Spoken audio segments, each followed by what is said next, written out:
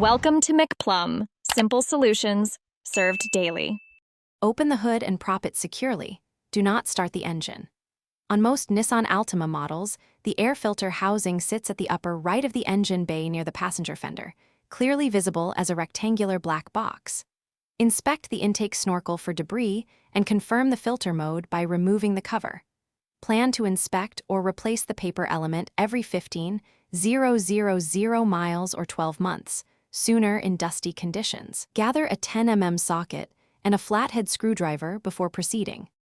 With tools at hand, unclip 4 housing clips and remove 3 10 mm bolts to free the cover, keeping bolts in a small container. Pry the clips with a flathead screwdriver if needed and lift the cover slowly, noting the filter orientation and airflow arrow stamped on the old element so you can reinstall correctly. Pull the paper filter straight up and out to avoid dropping debris into the intake. Wipe the housing base with a damp rag and vacuum loose dirt before installing the new element. Set the new paper air filter into the housing with the airflow arrow pointing toward the engine and ensure it seats flat with no gaps. Replace the cover, align bolt holes, hand tighten the 3 10 mm bolts, then snug them with the socket. Do not over-tighten, and snap the 4 clips closed until they click. Start the engine and listen briefly for unusual intake noises to confirm a good seal.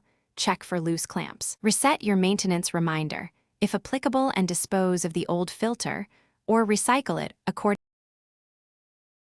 Thanks for watching. Stay juicy and subscribe.